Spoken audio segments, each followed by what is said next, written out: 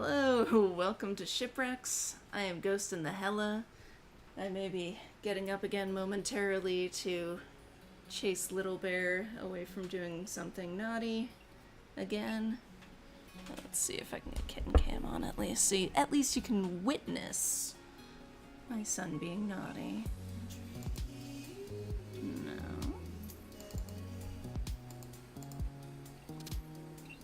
There we go. There he goes. Good boy. Alright, we have a very heat-exhausted Gideon.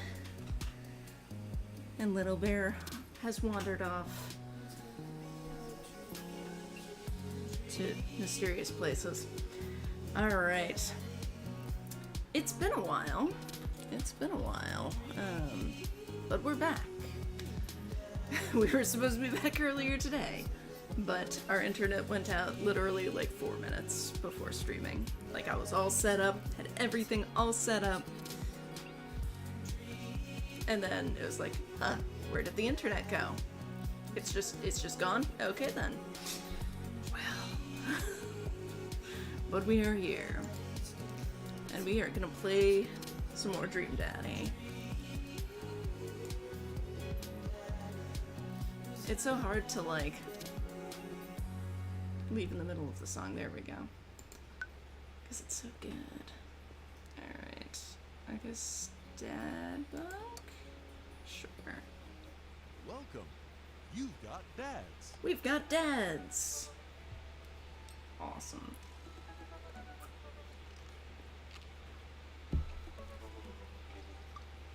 Hey, she's small. Hi, Little Bear. You look nuts, son. You have 1 hour before kitten dinner. 1 hour.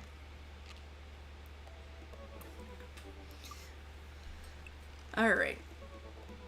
So I believe I put Hugo and Damien on the thumbnail for today. So let's start with Hugo. Check out your young Tom Selleck looking ass. Alright. Hugo Vega. Go ahead and attack her, baby.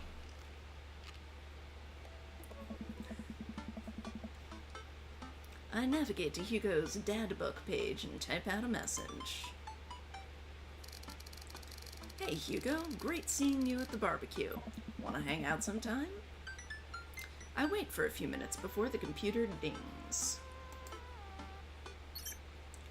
I'm so glad you messaged me, and I definitely want to hang out sometime, but I have a favor to ask. Our class is going on a field trip to the aquarium today, and one of our chaperones called in sick. Is there any possible way you could come by and something them? Uh-oh.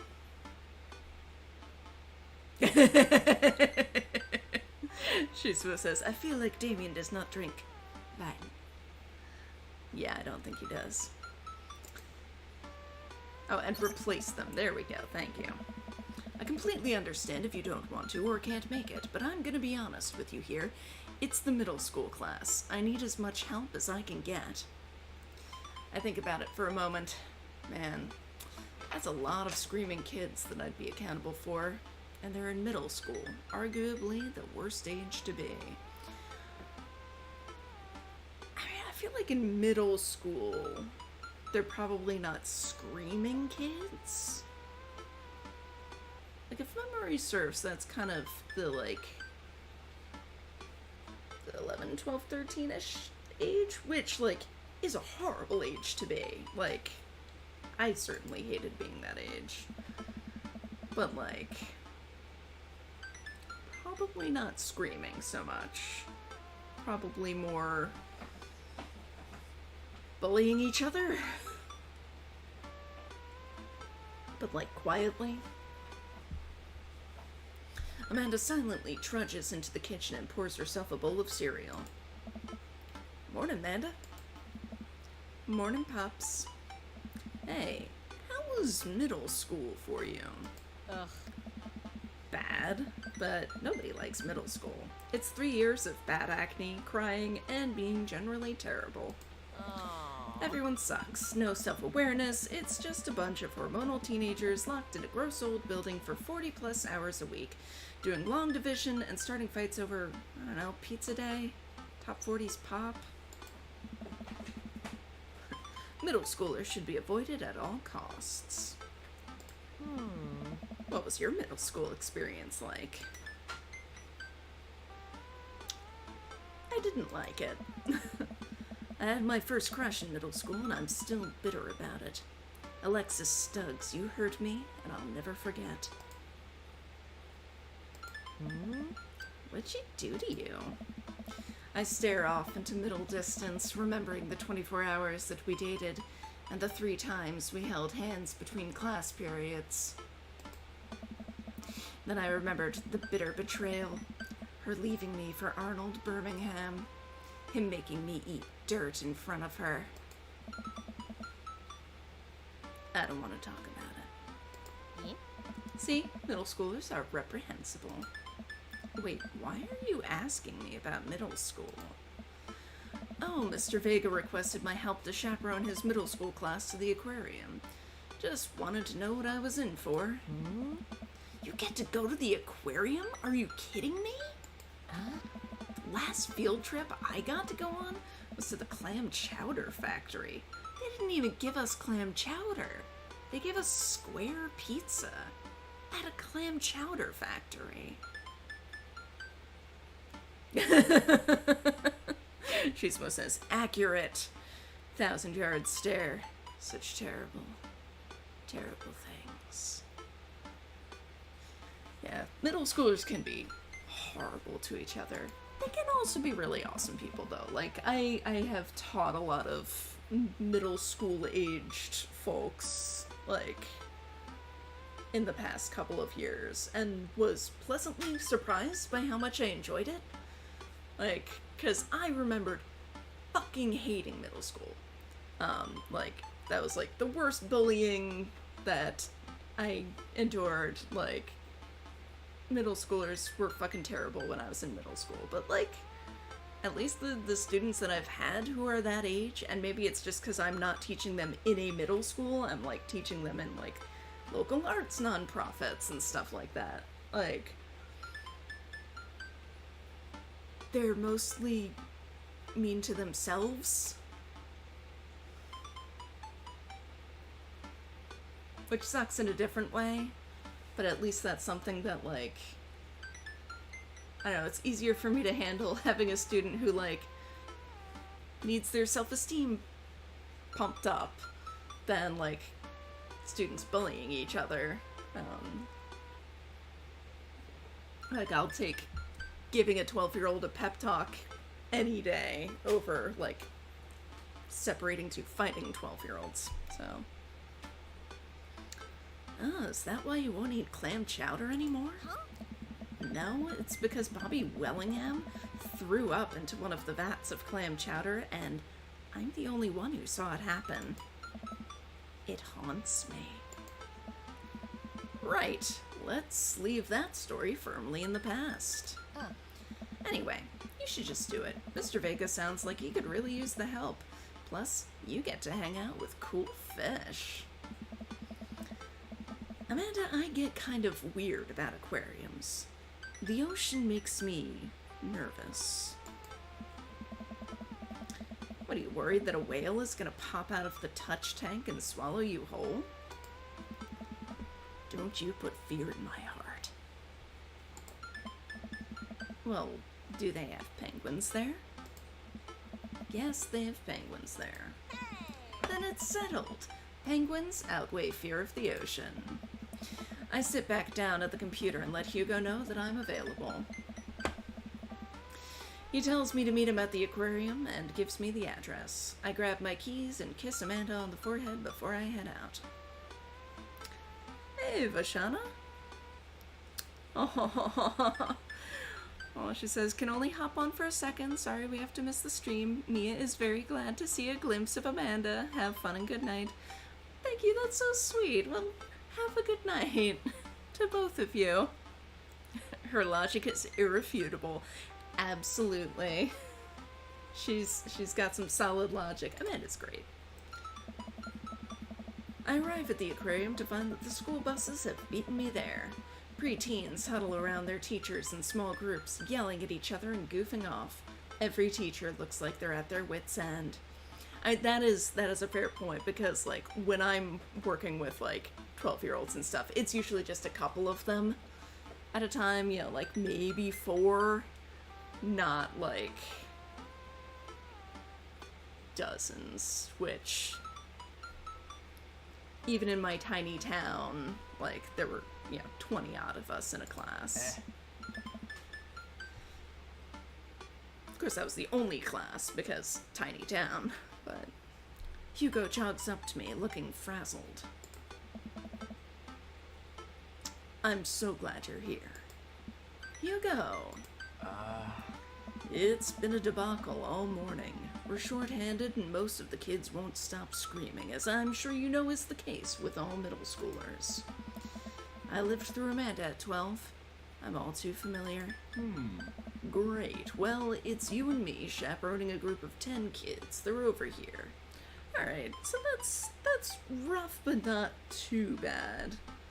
Like, they've got you outnumbered for sure, but, like, it's like 5 kids each to supervise? How bad could it be? Hugo walks me over to a gaggle of preteens who are all sitting on the ground playing with their phones. They're not kicking each other like some of the other groups, so we're off to a good start. Can you guys put your phones away? All of the kids look up for a moment to stare at Hugo. They then go back to texting. At least they're quiet. Too quiet. These guys are up to something. I can feel it. There's no way. They're too busy thinking about not getting food stuck in their braces to pull any stunts. It's middle school after all. We'll see. Ooh, that does look like a pretty cool aquarium. Shisumo says, yeah, two adults chaperoning 10 kids is a better ratio than I think I had at any point during my school years.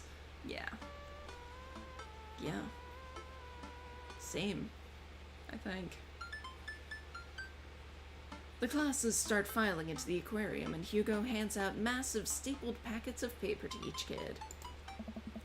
These are due at the end of the field trip. Yes, this will be for a grade. No, you can't borrow a pencil. Damn, Hugo. Like, you just expect your students to be carrying around pencils at all times? The kids collectively groan and grab the sheets from Hugo. What's in the packet? Honestly, it's just busy work so that the teachers can have a moment's reprieve. I think one of the questions asks them to sit quietly for 10 minutes to think about the Great Barrier Reef. Yeah, some excellent teaching skills there. Teacher hacks. I like that. Wait, I thought you were an English teacher. What does the aquarium have to do with books? We just did a unit on the old man and the sea. Nothing quite like introducing the kids to the futile perseverance of the human spirit by making them pet stingrays. It gives us time to check out some of the exhibits as well. Go on, they have a phenomenal selection of tropical fish. Like, could you spend at least, 5 minutes supervising the students? While the kids sit on the floor and pretend to do their assignments while they text, Hugo and I wander over to a large tank filled with brightly colored fish. Hugo points to a brown and white fish with long spines. Is it a lionfish? Yeah, it is. That right there is a lionfish. Did you know that their stomachs can expand up to 30 times in size? Dang, that I did not know. Whoa. Their spines are venomous, too. Nature is hardcore. You think that's bad? Take a look at this one over here. Hugo points to a spiny, grumpy-looking fish hanging out near the bottom of the tank. That's a stonefish, the most venomous fish in the world. That we know of. There is so much shit going on in the ocean that we have no idea about. Right? Yeah. Damn, Hugo. I mean, I get you're expecting chaos and madness, but you're not even gonna spend like 5 minutes trying to teach them? Seriously. Hey, princess. Hey, prince. Oh, look at you two behaving yourselves. What good babies. And they just, like, keep it here? I mean, why isn't Hugo giving this talk to the students? Like, this is interesting information. I know I would have been into this when I was 12. Oh, they're relatively harmless so long as you don't step on them. What happens if you step on them? Oh. Tissue necrosis. Cool. Ah. Nature is wild. Man, Hugo seems to know a lot about fish. I feel the overwhelming need to impress him. Is it minigame time? Hey, see that fish over there? That one. Yeah, that's the...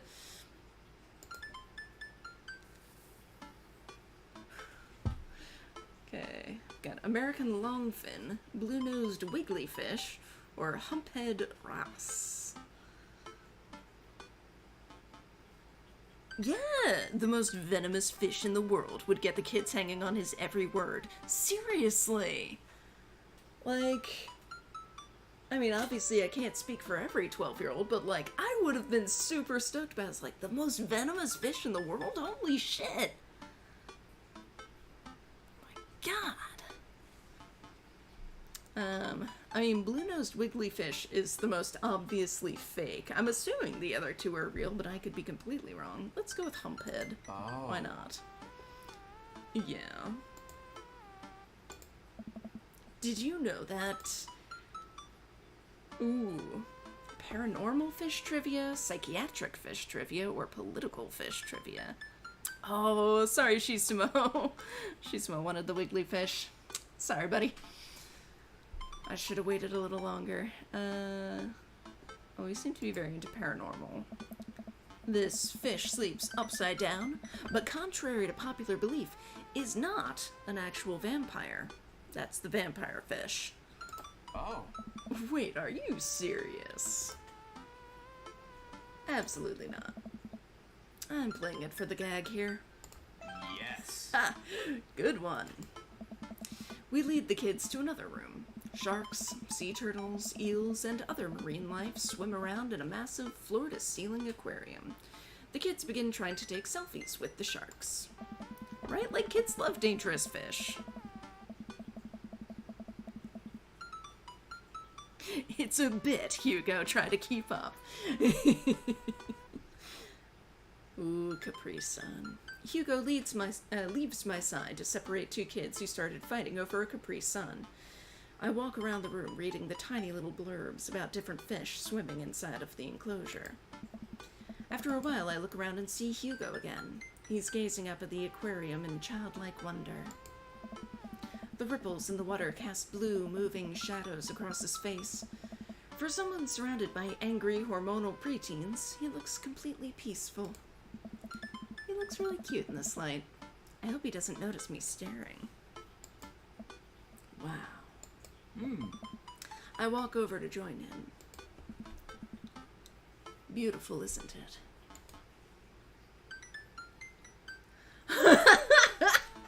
I'd rather stare at you. That's a bold move.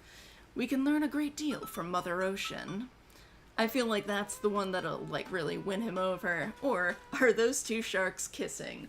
Which, like, that is almost certainly what I'm gonna choose, because that's fucking hilarious. Are those two sharks kissing?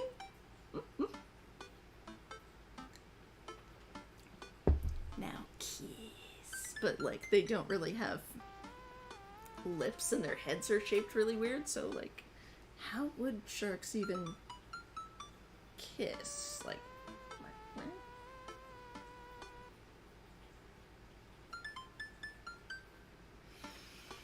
Kissing sharks. Oh, good. I'm glad we agree.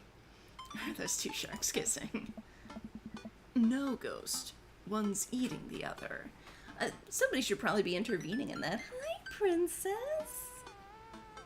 Oh, they can do cute little nose rubs. Aww. Yeah. Well, we stand together for a moment, admiring the wonders of marine life. Like, if the sharks are legit, like, eating each other, okay, one, the middle schoolers would almost certainly be all over that. Like, the only thing more metal than looking at sharks is looking at two sharks fighting.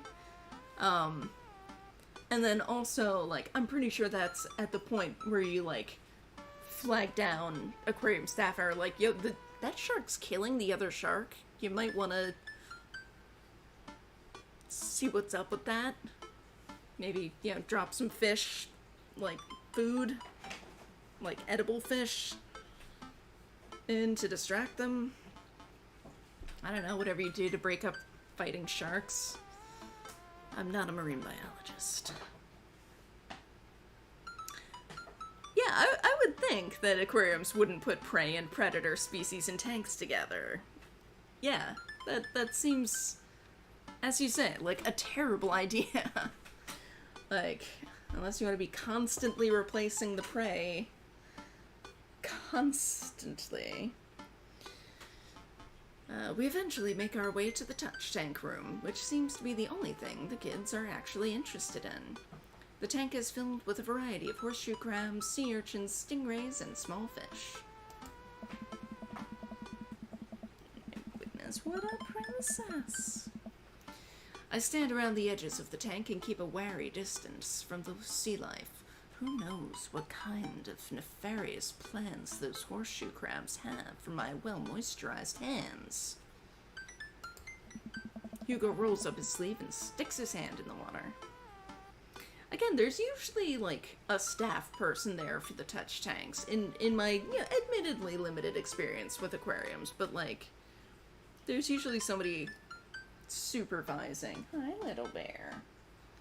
Like, instructing you on the safe ways to handle, because you don't want kids just reaching in and grabbing a sea urchin. Yeah, like, they could poke their hands and also damage the sea urchin. Don't you want to pet some rays, Ghost? Oh, I think I'm good. I think I should just stay over here and admire them from a respectable distance. Come on, it'll be fun and informative.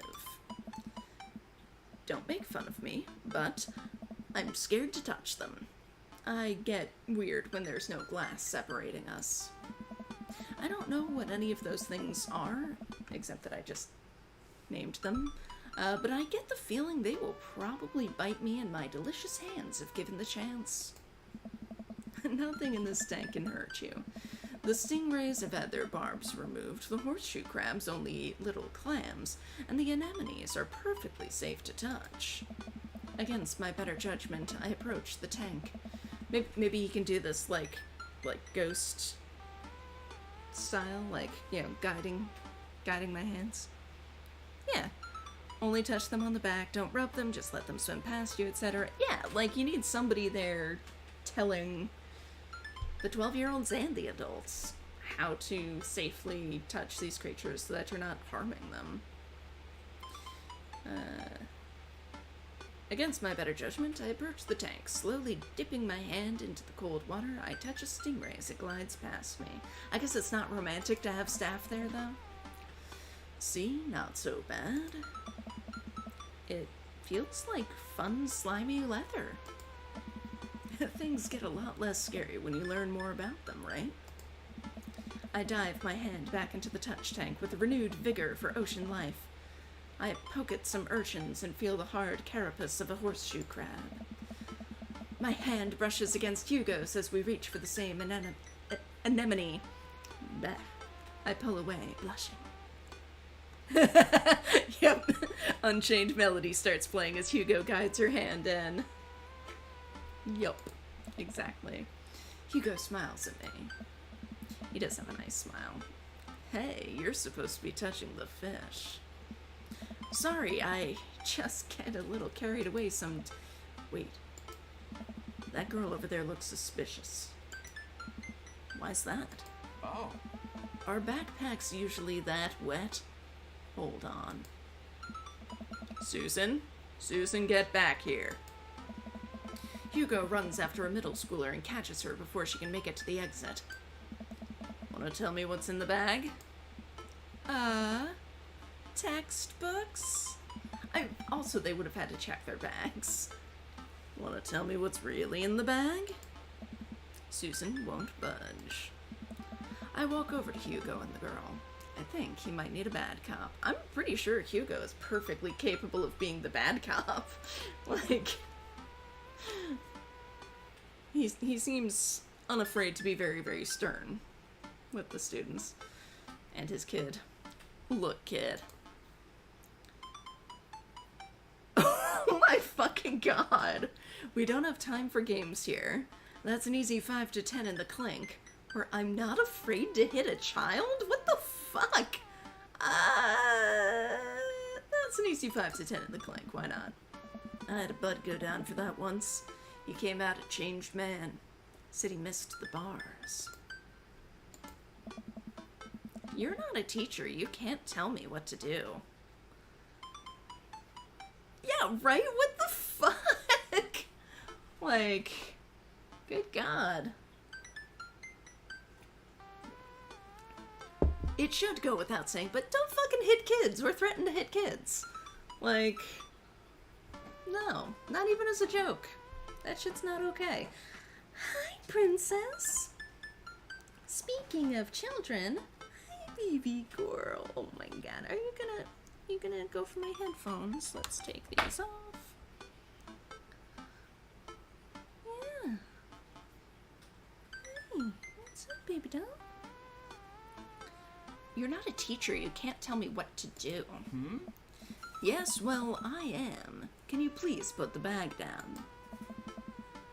Next time, we won't say please. Susan glares at Hugo for a moment before dropping her book bag on the floor. It lands with a wet slap. Oof. We stare at it for a moment before it starts to move. Huh? Hugo leans down and unzips the backpack. A horseshoe crab frantically scuttles out and across the floor. An employee swoops in, scoops it up, and places it back into the tank. Yeah, I don't think whoever wrote this scene has ever been to an aquarium. Ever. She gives us a disapproving look. Yeah, like, I think that's the point where, like, if a student had, one, been allowed to bring a backpack into the aquarium, two, been, like, unsupervised enough to, like, put a whole ass horseshoe crab in her backpack, which probably wouldn't have immediately made the backpack wet unless she, like, scooped it up with the bag. Like, this is the point. If it had gotten to this point, this is the point where security would be like, alright, all of you, we're filing a report and we're leaving. Like, you guys, you don't have to go home, but you can't just stay here. Jesus, Susan, what was your plan? I was trying to free him. To where? Outside? Where he was gonna die? Susan, go back to your group. We'll discuss this later. Yeah, and hands where we can see him. Susan sulks off, leaving me alone with Hugo. He gives me a pat on the shoulder. Hi, princess. Oh my goodness. What are you up to, you monkey? I don't trust you where I can't see you. Speaking of under-supervised children. Baby girl. No wires. No eating wires, baby. Oh god, you're so cute. You are so cute. Hmm? Middle schoolers have sticky hands. I doubt that's the first time that's happened here. Or the last. In the next room, we see a variety of smaller tanks. Sea urchins, tiny fish, and a rainbow of beautiful underwater plant life surround us. Hi, princess. What are you doing? What are you doing, weirdo? Enjoy a nice close-up view of Gideon's butt. Oh! Look over here. Hugo points to some seahorses gathered at the bottom of a tank. One of them is in the middle of giving birth. Ah. That's actually the male seahorse. Sort of takes fatherhood to a new level, doesn't it? Hey kids, come check this out. There's a male seahorse giving birth. A low murmur from the students. They just jump back on their phones. Ah. Fun fact, male seahorses can even give birth and then get pregnant in the same day. Okay, that's pretty cool. Man, we thought we had it hard. Hey. I wonder if they have to deal with their kids' awkward teenage years too. All however many thousand of them. Probably not, and also you shouldn't be saying that shit in front of a room full of awkward teenagers. You seem to know a lot about marine life, Hugo. Oh.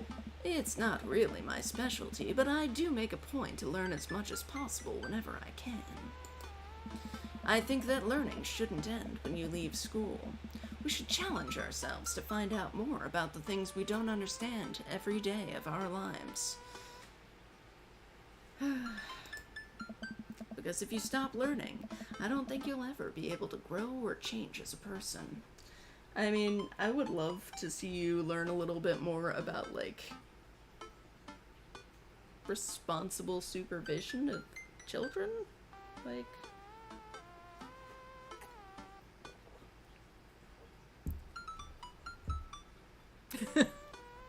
Right?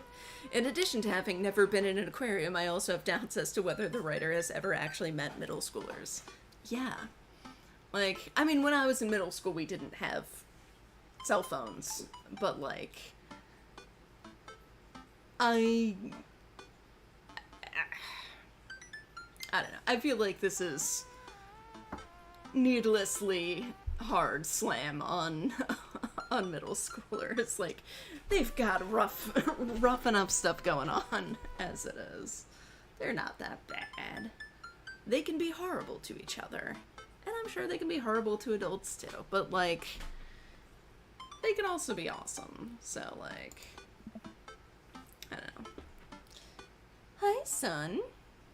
What's up? See, you're giving me the crazy eyes again? I don't know if the camera's picking this up. But he is staring very intensely. Yeah, right? The kids would also be all over watching a seahorse giving birth, if only because they'd expect it to be gross. Right? Like, I don't think middle schoolers are as, like, jaded as they're being portrayed here. Like, absolutely they could be, you know, bored and tune out their teachers and whatever, but, like, I think most middle schoolers would find a lot of this stuff genuinely interesting. But I still don't trust the ocean. Hugo is right about learning all your life, though. That is true. Absolutely. We'll get there. What are you doing, you little weirdo? I don't think there's anything in there. God, this cat.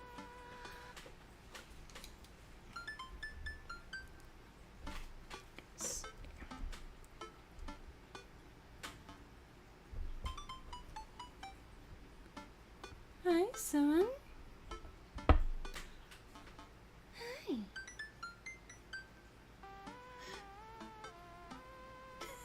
Not the best view in the world of him. Let's see if we can get Gideon on here without disabling the camera.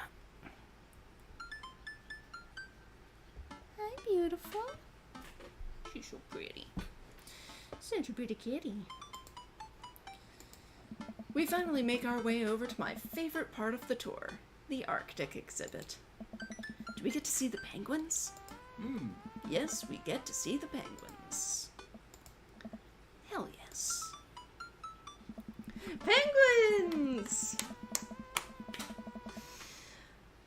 Ah, they are adorable. Our group of kids run around the exhibits. They won't stop tapping on the glass of the puffin enclosure, trying to get their attention. These, I'm not a penguin expert, but I don't think these are puffins. Like, are they like emperor penguins with the yellow there? Or... Hi, princess. Bye, princess. What are you doing, baby? Could you not knock over my pants? What are you doing, baby girl? Oh my goodness, I love you so much.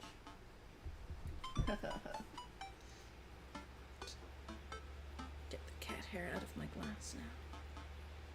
God, this cat. These cats are...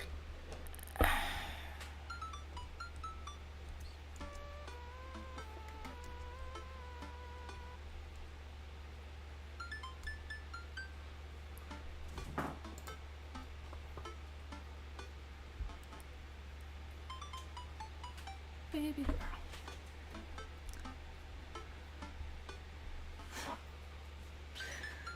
Alright.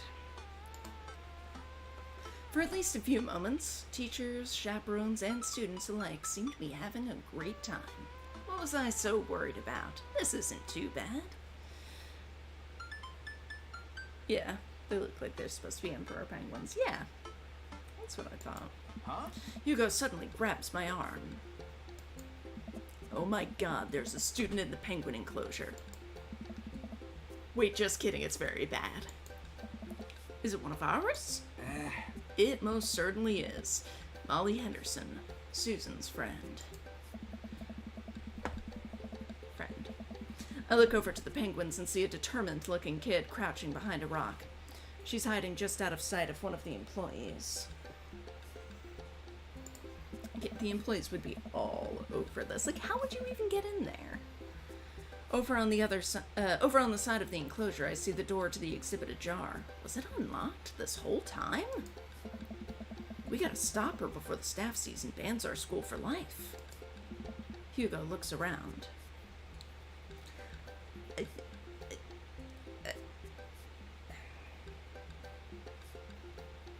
It's not how any of this works.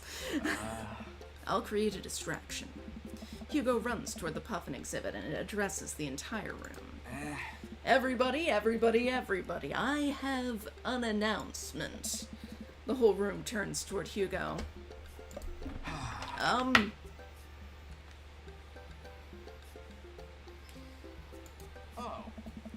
Here's a few facts I bet you didn't know about penguins. I gotta give Susan and Molly points for their commitment to the cause, if not their wisdom or execution. Yeah, it is commitment. Everybody just stares at Hugo, confused. Well, this is my shot.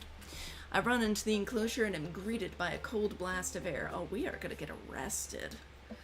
Psst. Hey! The girl whips around to look at me. Her nose is pink from the cold. You can't be in here. Neither can you! I try to walk over to the girl, but the ground is so icy that I just end up slipping. I catch myself before I hit the ground, but the girl still laughs at me. Contrary to popular belief, penguins are birds. Birds are traditionally known to fly, but penguins cannot. So I can understand some confusion when we're discussing the bird nests of penguins. The crowd is still somehow enraptured. Kid, what are you even doing? I'm letting the penguins go. They deserve freedom. I mean, yes, but like, this is not the way to do it, Molly. Where are they even going to go? They're gonna live in my closet. That is not freedom, kid. Dude, that is not freedom. Look, I just don't even have time to argue about this. We gotta get out of here. Not until I save a penguin. Little known fact is that penguins only live in cold climates. With some exceptions. So they don't all live in cold climates, if you're splitting hairs here. Yes, princess? Did I mention that they don't fly? Hugo, you have been full of, like, genuinely interesting facts up until now. What the fuck, dude? The crowd is starting to lose interest. I'm running out of time.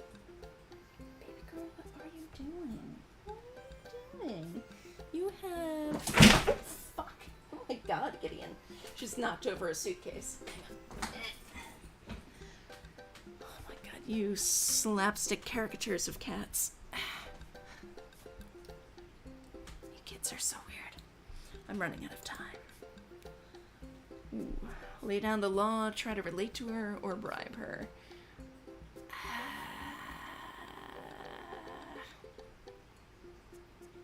I don't know that any of these will work. I don't think lay down the law would work, because, like, she seems like a student who is probably quite opposed to doing anything like the man tells her to do, which, you know, good on ya, Molly. Try to relate to her, I guess?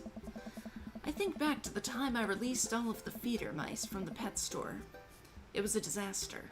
I was 6, but it was a disaster. Yeah, bribes and threats won't work. Absolutely. Molly, you know, life can be cruel. God damn it, Molly. Money. Give me money. I will give you $20 right now if you leave with me. Molly thinks for a second. Okay, well, give it to me right now.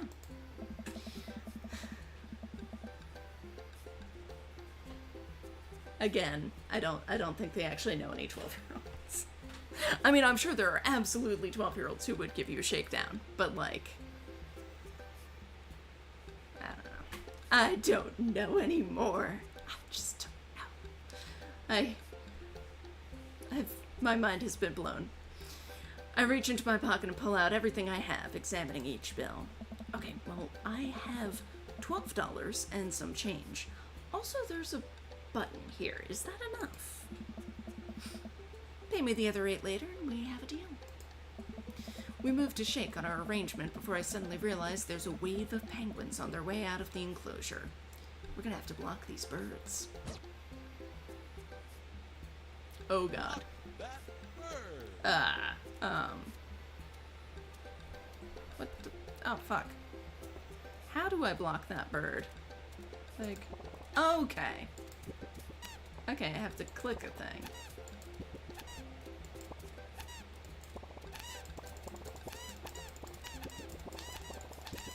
Okay, just flail wildly. Okay.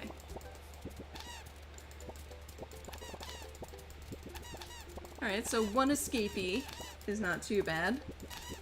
Molly, I can see you, and I can see that you're not being very helpful here. Oh god, oh god, oh god, oh no! No! Fucking hell! Fuck, no, no, no, no, no! Why am I hitting penguins? Bribe that teen. Oh, fucking... What the... Okay. Yeah, strategy doesn't seem to be keen here. Yeah. 10 escaped penguins. Oh, that's not great. But the bribery worked, hey! Oh my fucking god, Gideon. Oh my fucking god. Wow. These cats. Oh my fucking god, these cats. I might just feed them early. Yeah, that's probably wise. Just so you know, I've got kitten cam on them. Do you want me to turn it off so you can shower? Okay. I'll just leave it for now. Whew, glad that's over. Just in time, too. Looks like Hugo is wrapping up his diversionary penguin speech. Hey, And that's why I think penguins are one of the best animals in the world.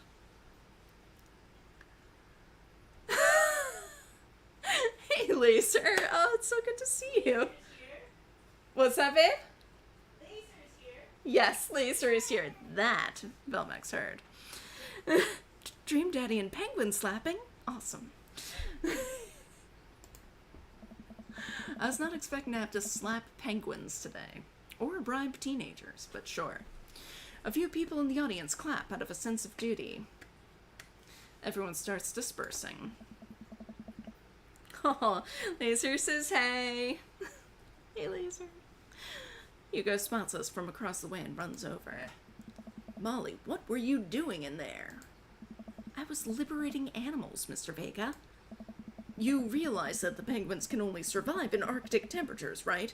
You would have had a dead penguin on your hands. I mean, technically, we've probably got 10. Well, it was the thought that counts? No, Molly, it wasn't. Molly turns to me. You owe me $8. Huh? What? Just pay you later, kid. Molly runs off towards Susan, I suppose, so that they can compare animal thief notes. Hmm? You're not off the hook, Molly. Yeah, that's that's not actually true. Yeah, I mean, I doubt she would have been able to safely keep a penguin alive, but, like... Yeah. Ah. Ghost, did you just bribe a child?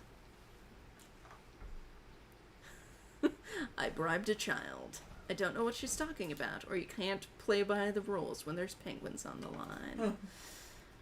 I mean, I'm kind of liking the I bribed a child. Because it is honesty. I did bribe a child. But I think you can't play by the rules when there's penguins on the line is probably... There's an objectively The better best. response. Yeah. Listen, man. We've all done dark things in our lives. I'm not the young, bright-eyed youth I used to be. That person believed in a world where you wouldn't have to bribe children to save a penguin. The me today knows different. I only wish I could go back. Let's just get through the day and get out of here. Oof.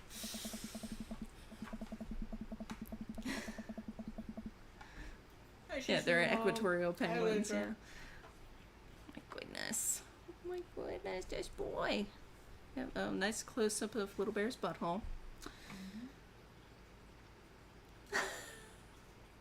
I see if LMX has food. You're a loose cannon ghost, but god damn it, you get results.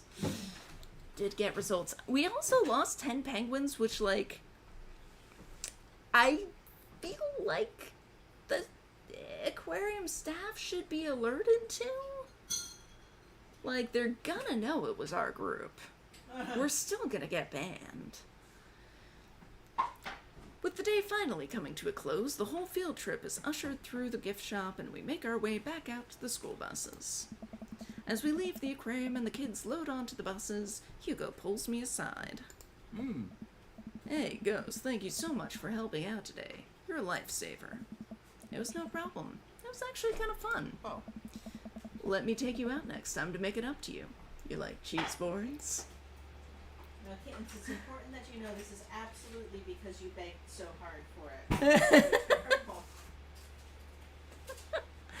Oh my god, these kittens.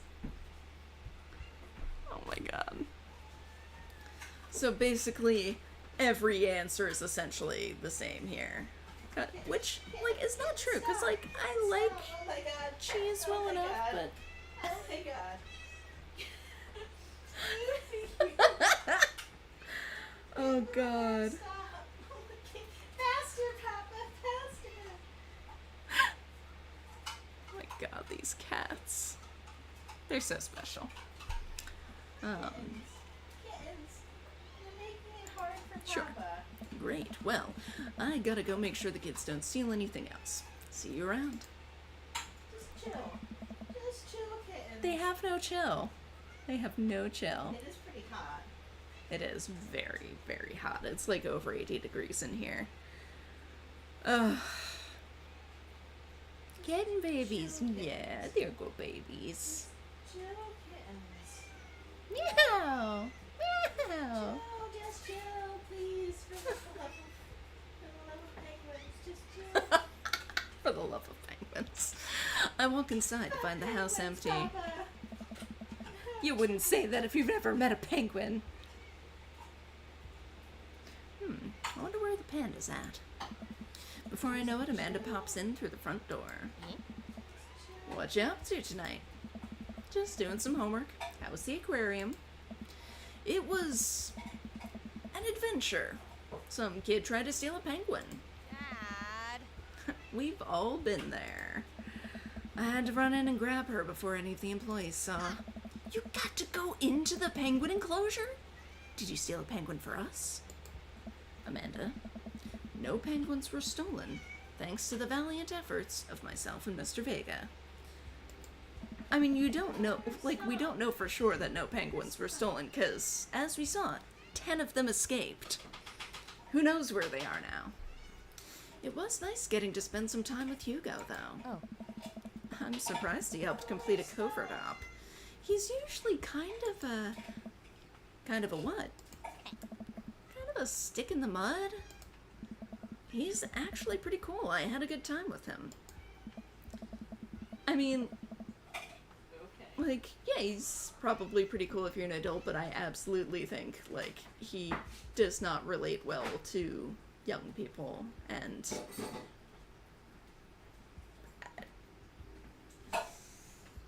probably, not the best teacher. Like,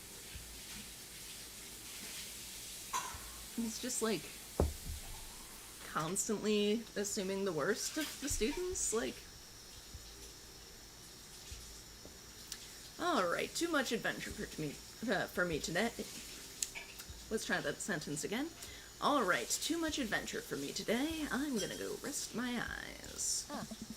You mean take a nap? There's a difference. You'll learn when you become a father. Did complete. How'd we do? I'd like to turn another page in this book.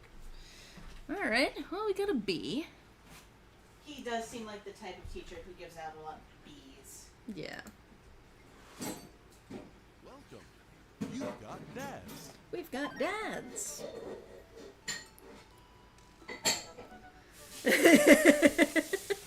In Hugo's defense, 2 of his kids did attempt to steal Aquatic Life, so maybe he has a point. It's true. And also his son seems pretty awful, although who knows how much of that is his influence. Craig, my love.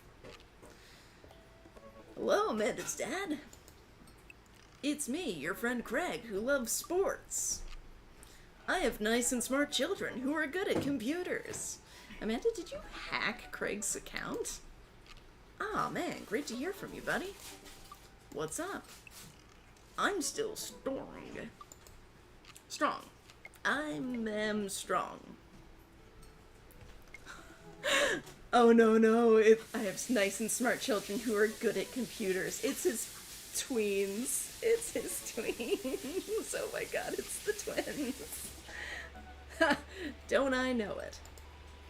Say, I've been reading up about whey protein. You use that at all? I figure it'd help me develop a bit more muscle. Yes, I know what that is. Hacksaurus. My children are having a tea party, and they wanted to invite Amanda, but we can't find her on here. Yeah, that's because it's Dad Book, and Amanda's not a dad yet.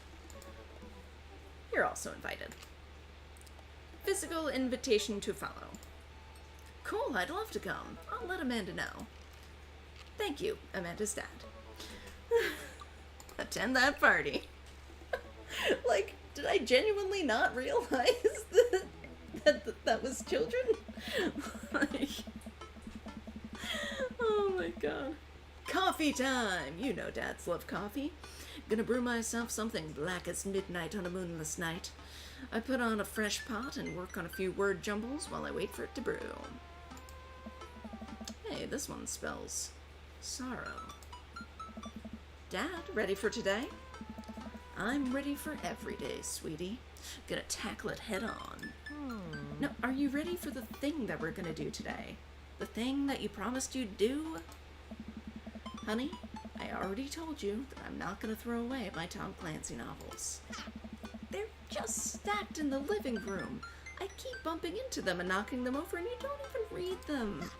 Wait, no, that's not what I'm here about. The tea party, Dad. Nope, I don't remember that. Craig's kids. That hand-drawn invitation? Aww. The hand-drawn invitation? Aww.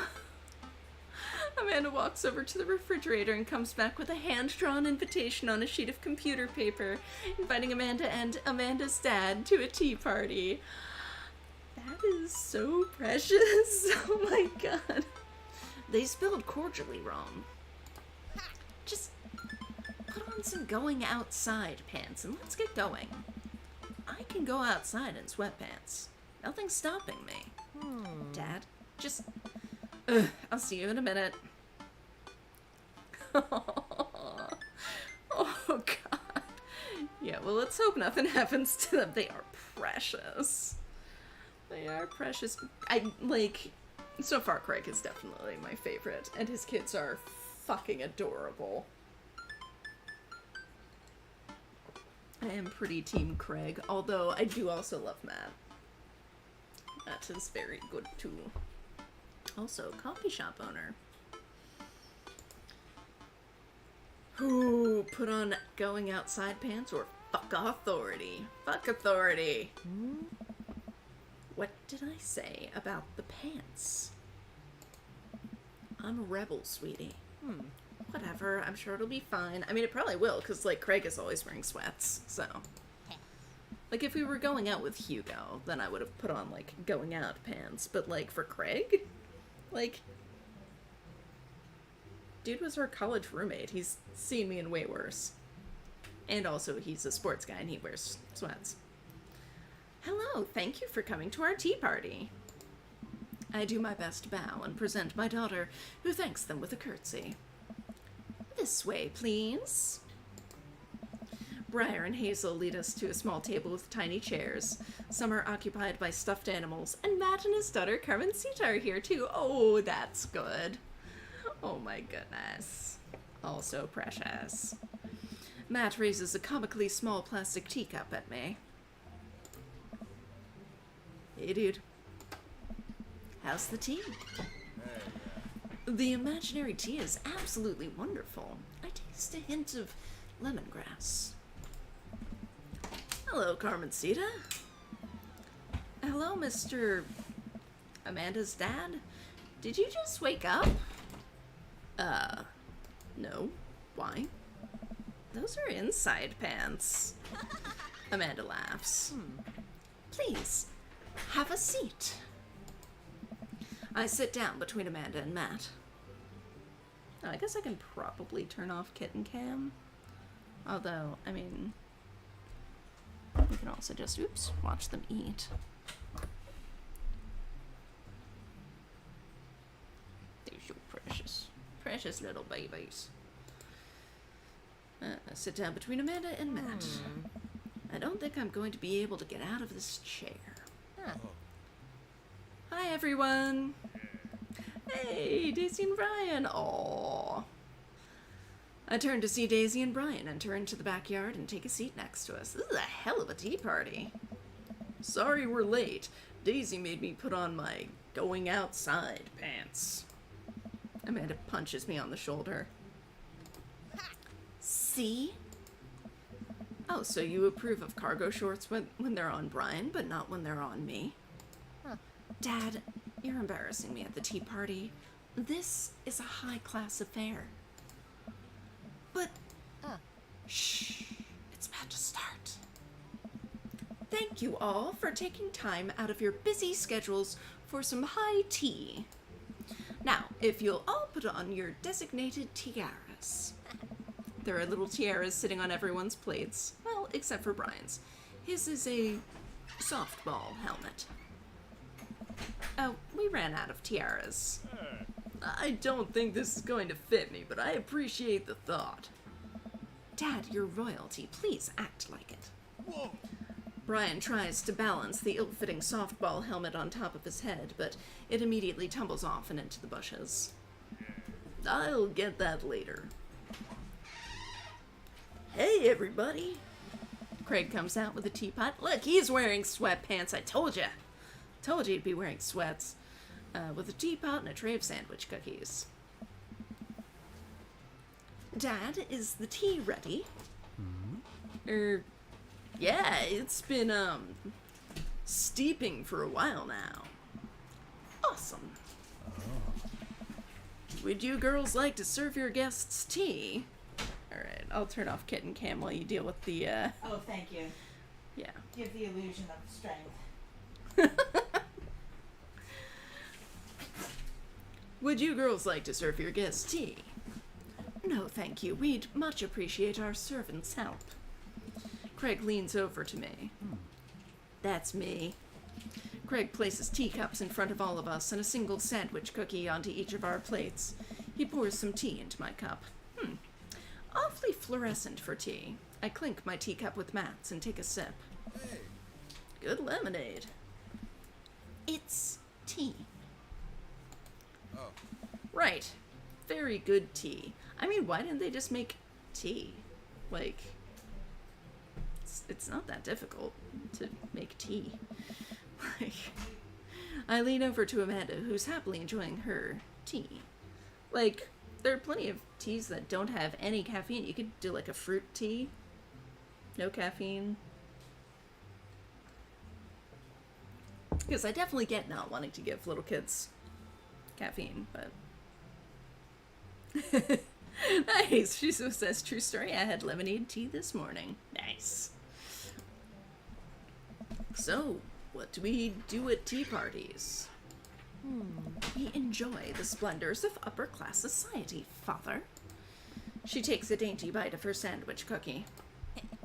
Marvelous.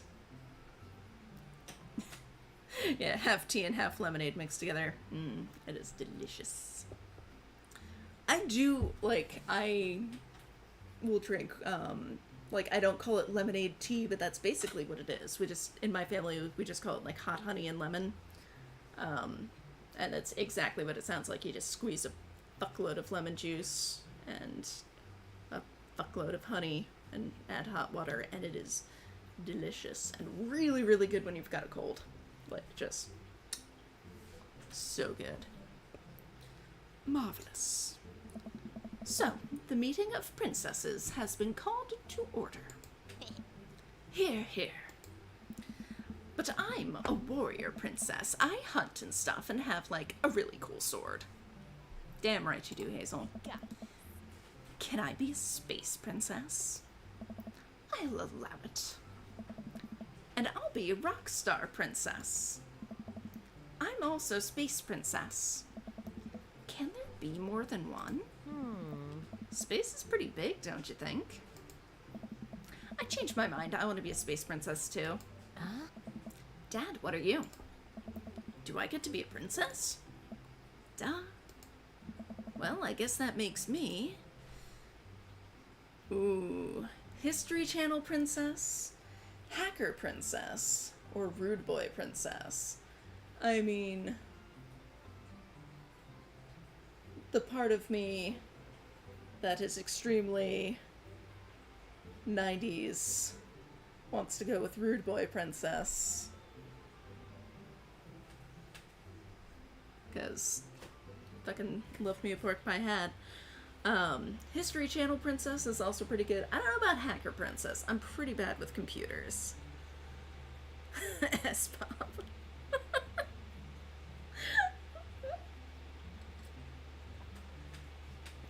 I am enjoying this, this Dream Daddy and She-Ra and the Princesses of Power crossover. History Channel Princess feels the most legit. It does.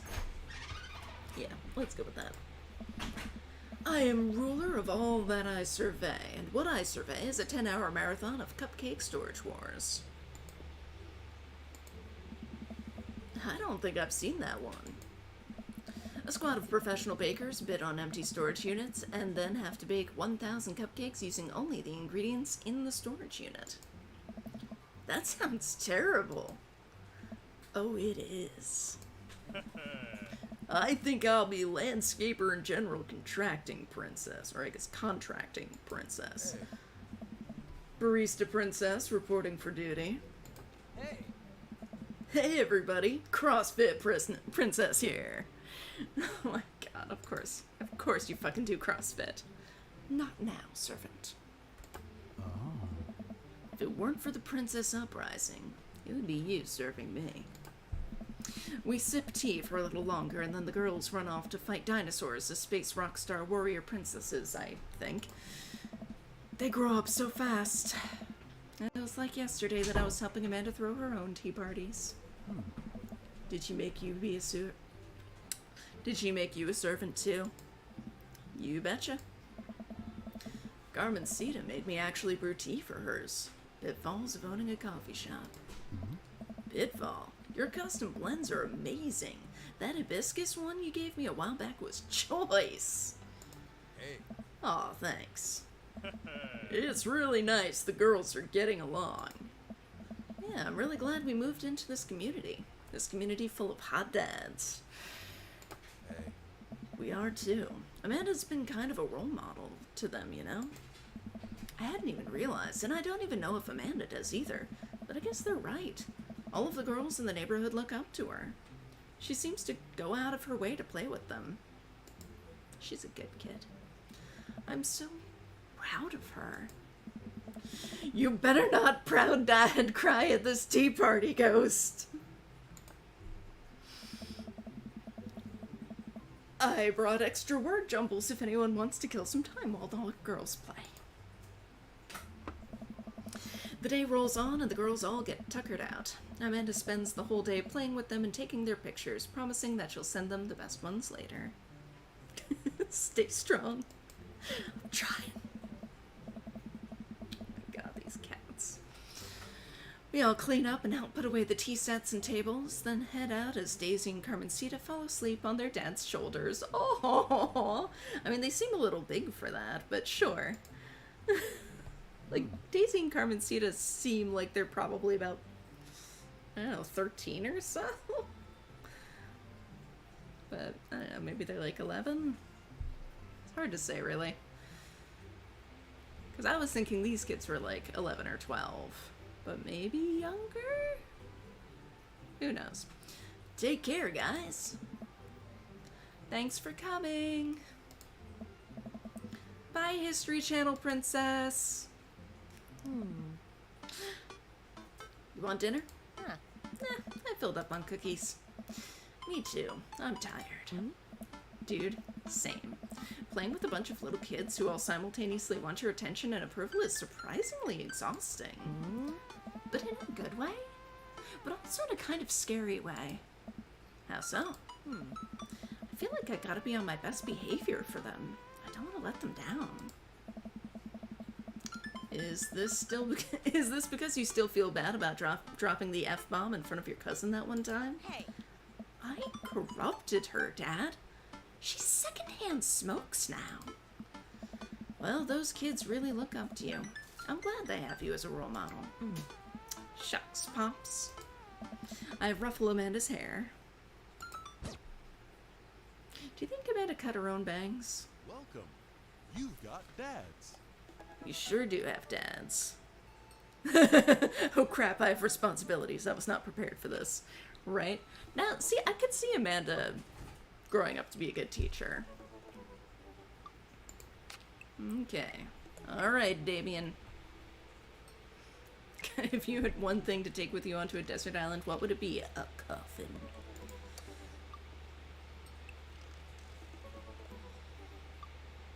Baby girl. Get off the counter, sweetie. Get off the counter. Don't go in the sink. Baby girl. We got this cat. Damien seemed really interesting. A little odd, but interesting. I think I should hang out with him to get to know him a little better. I navigate to Damien's dad book page and type out a message. Hey dude, you seem cool. We should hang out sometime. But did we, like, skip over something? And he keeps typing and typing. Man, is this guy writing a novel? I leave the computer to make some coffee. And he's still typing. I sip my coffee and the computer finally dings. Ghost. I must confess my excitement to be receiving your kind letter, for as you see, I do find myself available to enjoy your company. I must ask for your forgiveness, however, as I believe our first meeting did not paint me in as gentlemanly a manner as I would have liked. Oh, whoa, there's more. I would be highly flattered to enjoy your companionship at my residence for an afternoon tea and a stroll around my garden, should it please you. Till then, adieu. Yours, humbled, D. Bloodmarch. I stare at the screen and reread the letter several more times. Baby girl, get out of the sink. Hang on a minute. Not disproving the whole no drinking wine theory here, right? Baby girl. Out of the sink, naughty girl. Out of the sink. Out of the sink. You just had dinner.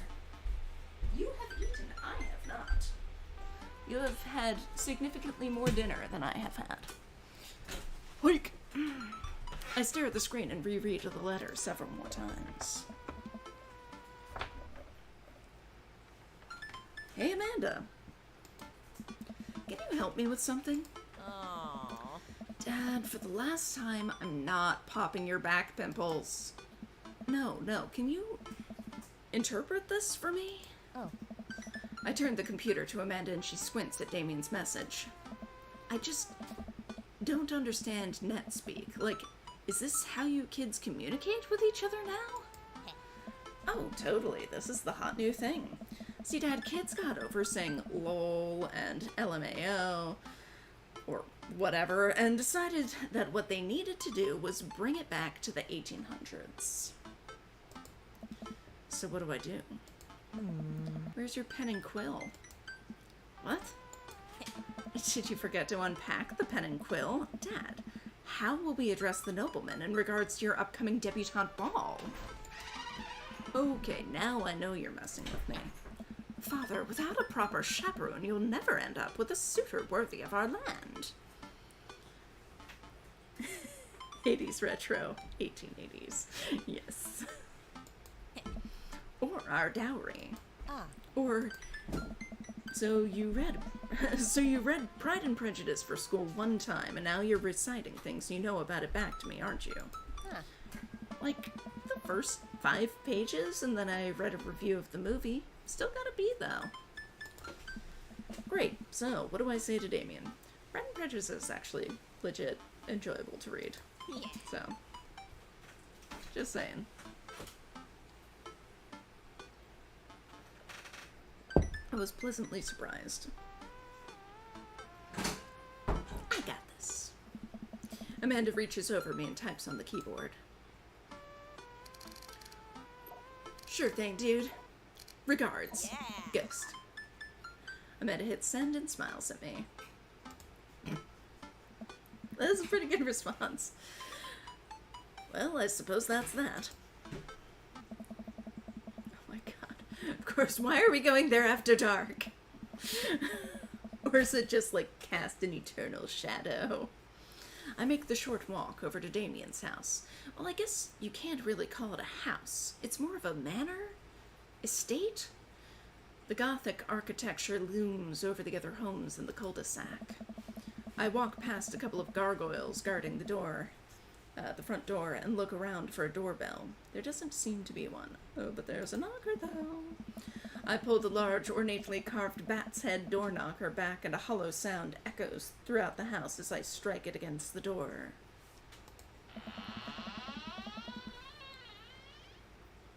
Beautiful. I wait several moments before the door slowly creaks open.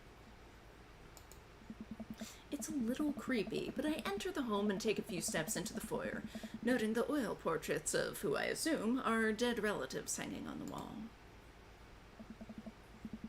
Oh my god. Oh my god! Those are pretty good. Oh, I love the attention to detail that has gone into this with, like, all the skulls and, like, the tea set and... Oh my god. The dog.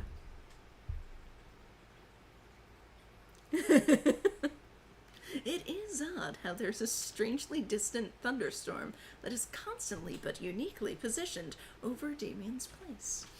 Oh god, and these couches? Amazing. As I'm admiring them, the front door slams shut behind me. Hello?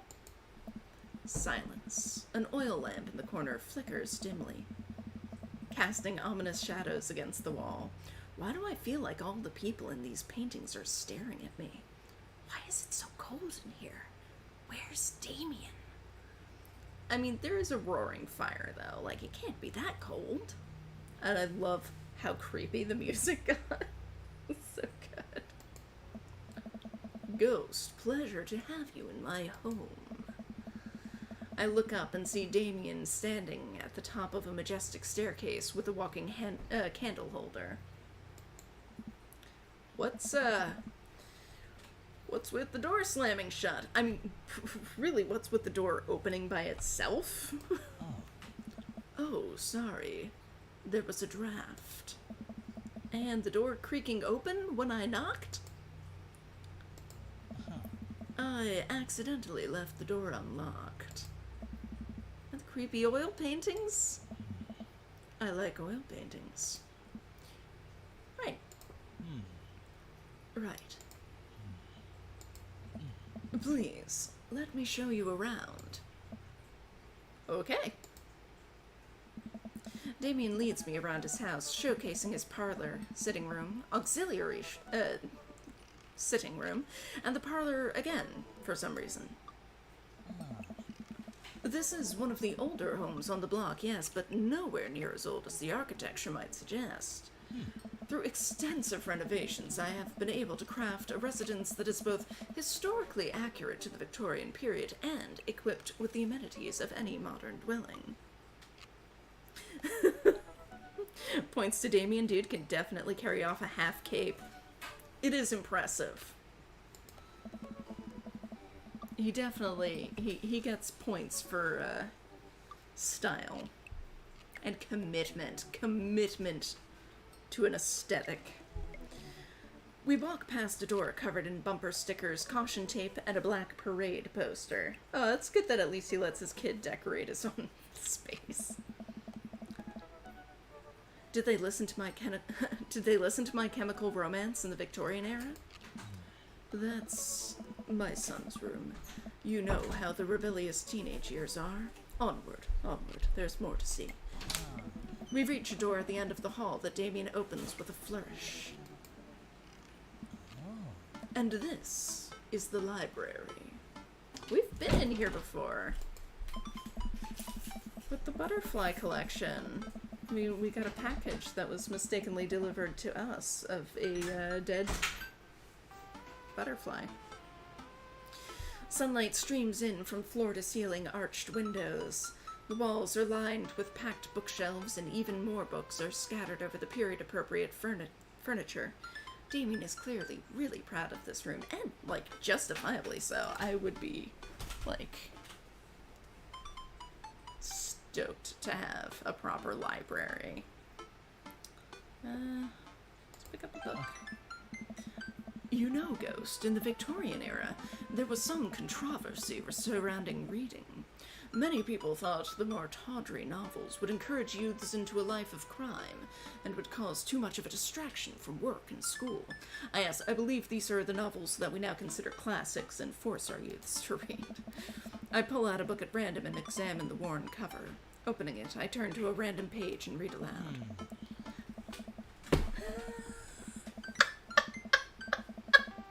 Oh my fucking god!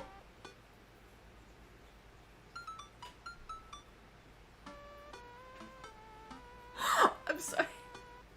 The game just broke me.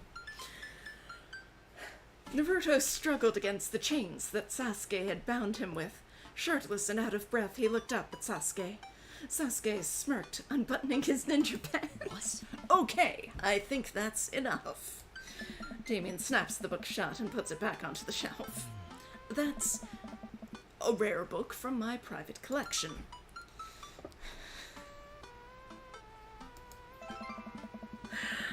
I walk to the window and am greeted by a beautiful view of Damien's backyard. It showcases a beautiful view of the rest of the cul-de-sac. Hey, I can see Craig on his lawn. He's doing push-ups with his daughters on his back. I'm assuming all three of them. The chef's kiss. Yeah. Little bear. Little bear? Are you being naughty? He sees me and waves happily, doing push-ups with one hand now. Damn! Did you know that Victorians spent at least 20 hours a week gazing longingly out of full-length windows? Oh no, Damien's got a crush on Craig.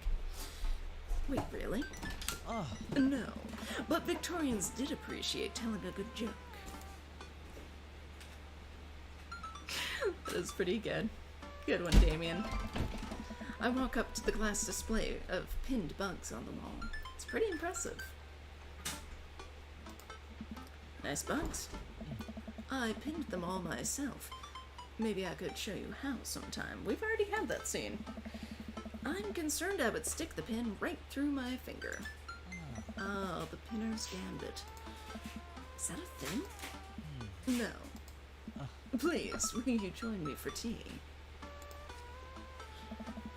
I follow Damien to his sitting room, where finger foods have already been set out upon a beautiful tiered silver tray. I take a seat on one of the high-backed chairs as Damien pours and serves me some tea. I can't believe we're having a high tea. I never thought I'd get to do this. oh, Damien smiles to himself. I mean, technically, we did have a high tea just the other day. Technically. What? oh. It's a common misconception that high tea refers to the wealth or class of the people enjoying it, when in fact the high refers to both the later time of day that the working class had to enjoy tea and the height of the tables on which they're served. Well, Oh. my dear friend, we're currently enjoying afternoon tea. That's informative. Damien takes a seat next to me and serves me a tiny sandwich.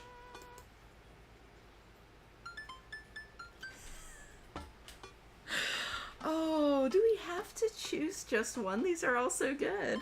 Your home is really impressive. Are there a lot of goths in Maple Bay? Or I like your cape.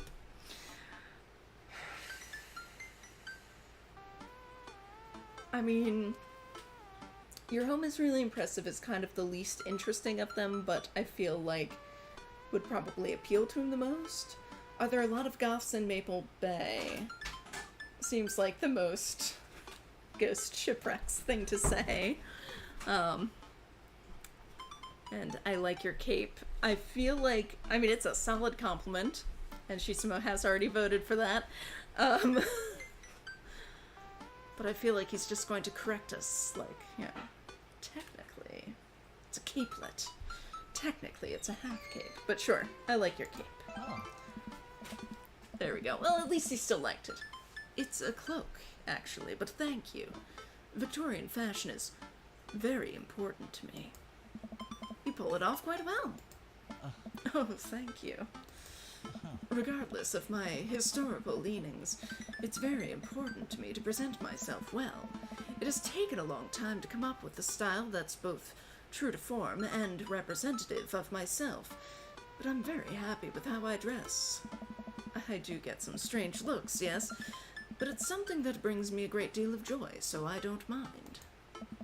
To be able to wake up in the morning, pick from my closet a variety of cloaks, waistcoats, top hats, and even binders that are period appropriate feels amazing.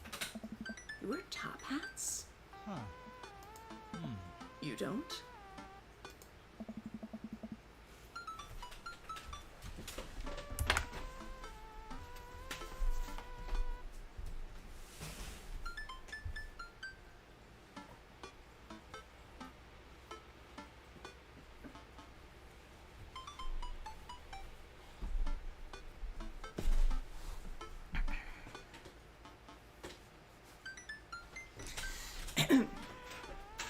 What got you so interested in goth stuff? Oh. When I was a young boy, my father... Did he take you into the city? Sorry? Did you guys see a marching band? Ah. I'm afraid I don't understand. You're serious? Of course. But it's, you know, the song. Amanda made me listen to it. Seriously? I'd love to see a marching band. Nevertheless, I've always had a love for art, history, and fashion. What started off as a small hobby of collecting taxidermied animals grew into sort of an obsession. It's a privilege to be able to appreciate the lives and cultures of those who came before us, I think.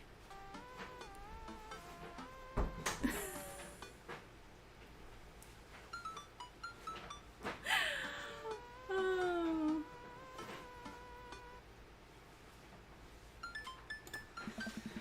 Why not go all the way?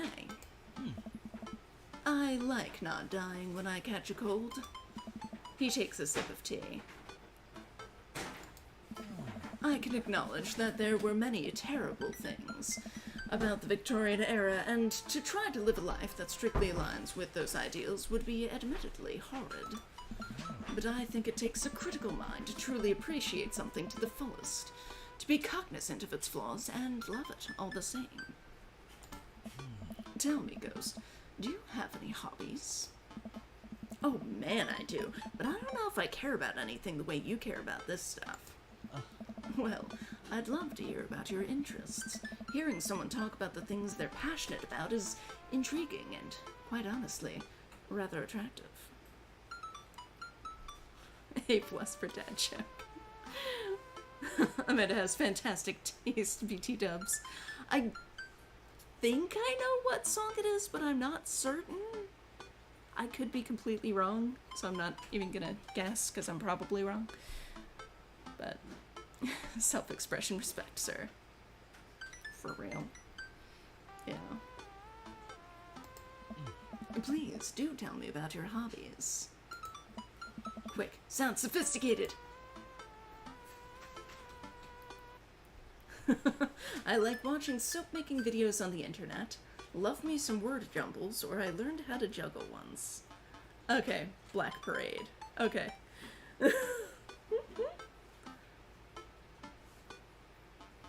The bumper sticker on the kid's store. Okay. Yeah, like, the kid seems to be goth in his own special way. That is not quite the same. I mean, I have not learned how to juggle. I have tried to learn how to juggle and failed horribly every single time. Word jumbles are okay. Soap making videos are fine. Sure. Soap is, an important advancement in modern society, getting rid of germs and stuff. I would say that the people who make soap are the true heroes here. To watch them work is an honor.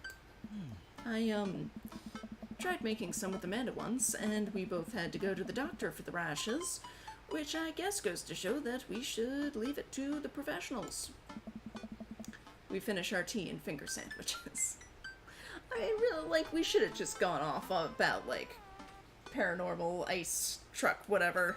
Alright, it's too hot for this hat, unfortunately. What's it? Little Bear's got a bug. Little Bear's got a bug. Yeah.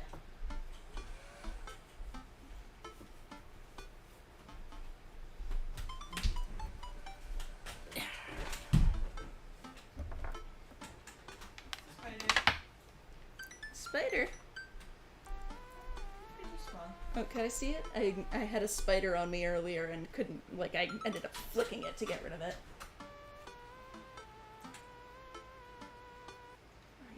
No, I don't think it is that one. Oh. There's a different spider on the loose somewhere in the living room. We finish our tea and finger sandwiches. How delightful. Come, I have one more thing to show you. I'm sure you have lots more things to show. Oh my god! Okay. Yeah, no, that's pretty spectacular. Alright then. Damien's gotta be rich, right? Like, fuck. Damien takes me around the back of his home, where a variety of flowers flourish in beautifully landscaped rows. A small stone path weaves through it, and butterflies flit lazily through the air. My garden. It's beautiful. Thank you. Victorians took flowers and floral arrangements very seriously. You see, it was considered uncouth to discuss personal and romantic relationships in public, so lovers and friends alike would use bouquets to send secret messages to each other. Each flower and plant is symbolic of different feelings. Huh. Even more interesting is that one flower could mean different things, depending on the other plants it was paired with. One had to be extremely careful, as even the style in which the ribbon was tied around the bouquet affected the message. Damien leans down and plucks a gorgeous bright orange flower off of a vine. Lilium bulbiferum, the orange lily. What do you think this one means? My God. My loins are ablaze. Thou art the tightest. Or 3 cheers for sweet revenge. I find thou art the tightest the most amusing. Hey, Damien's into it. The orange lily is actually symbolic of pure hatred. Well, and that's precisely why floral arrangement is so challenging. What's your favorite type of flower? Ooh, snapdragons, honeysuckle, or sunflowers? I gotta go with honeysuckle. I really like honeysuckle. It's very pretty. They smell really good. And then you can eat the tiniest little drop of nectar when you pull the stem out. Do you like that? I'll have to remember that when I put together a bouquet for you. He would put together a bouquet for me? Nobody's ever given me a bouquet before. I follow Damien down the footpath and admire more of his beautiful flowers. I will say, like, Damien, it was not the best introduction, but, like, dude's got style. Dude's got money. And, like, dude's got commitment to at least an aesthetic, if nothing else, and presumably other things. And, like, he's passionate about shit, and he is surprisingly romantic. Like, he is, I think so far, like, really the most romantic of the daddies, which I did not really expect. Suddenly a phone rings. Oh, Ghost, will you excuse me? I must take this. He pulls his cell phone out of his pocket. I'm a little surprised it's not a rotary phone. Go for it. Damien smiles and walks back to the house. I take a deep breath and enjoy the heavily perfumed air. Lovely yard. This makes me wish I had put a little more effort into that garden Amanda and I tried to start one time. Our watermelons grew to the size of cherry tomatoes and then immediately died. Oh, hey, a gargoyle. Oh no, I knocked over the gargoyle! Fix that guard. Oh god. No. Oh god. I mean, that's definitely the head.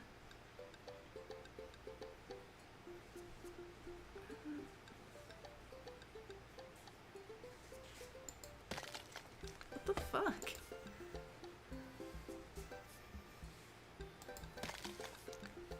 Like, what am I missing here? What is... Oh, you can... Oh, it can flip around. Okay. Okay, that's a game changer. So it's probably upside... Yeah.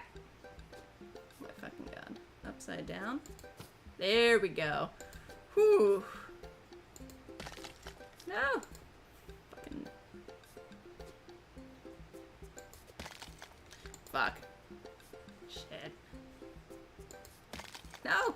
Out of time. No! Oh no! But I still got an A! Oh my god. Crap, crap, crap, I can't figure this out. Oh, here comes Damien. He looks upset. I hope it's not about the garg. Ah! My sincerest apologies to have kept you waiting. There's an urgent matter that I must attend to, so... What? Ghost, did you break my gargoyle? All I did was lean on it. What? I just had it installed last week. No matter. I suppose it will give me a chance to work on my masonry skills. Now, if you'll excuse me, I'm afraid I must take my leave. That's no problem, dude. Everything all right? Damien worries the hem of his coat with his fingers and looks away. Everything is perfectly fine, but it's Lucien. What's wrong? He appears to have, well, his teacher needs me to come to the school post haste. Do you need help? Oh, no, you don't have to. Let me come with you. Us dads gotta stick together. You're right. This is one of Lucien's more elaborate stunts. I would greatly treasure having another parent by my side. Let's go. Damien and I walk into the school and are immediately greeted by an anxious-looking Hugo. Hey, Damien, you're here in record time. I wouldn't miss it for the world, dear friend. Well, whatever it is, it doesn't seem like this is Hugo and Damien's first time to the My Kids Are in Trouble rodeo. What is it this time? This, Damien, you have to see to believe. Damien and I fall into step behind Hugo, who leads us through the busy corridors of the school. We pass by several classes in session, and I vaguely wonder if Amanda's around.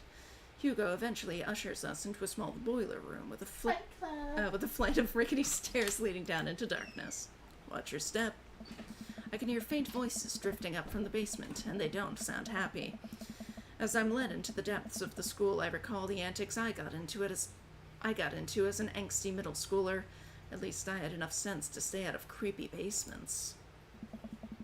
Oh, God. Oh, so both of their kids are up to shenanigans. We find another teacher in a boiler room tucked away in the back of the basement. With him are Lucien and Ernest, Hugo's son. Lucien has a bloody nose. Thanks for coming. I can't make heads or tails of this. I look around the scene of the crime and see a bunch of bricks and some masonry tools scattered around. Huh. What happened in here? Ernest punched me. Lucien tried to kill me. What? The room falls silent.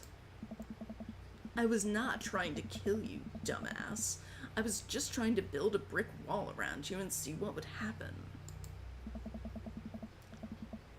You promised me there was wine down here. You tricked me. Whoa, whoa, whoa. Wait a second. Lucien, did you try to cask of Amontillado? Ernest? I'm neither confirming nor denying that.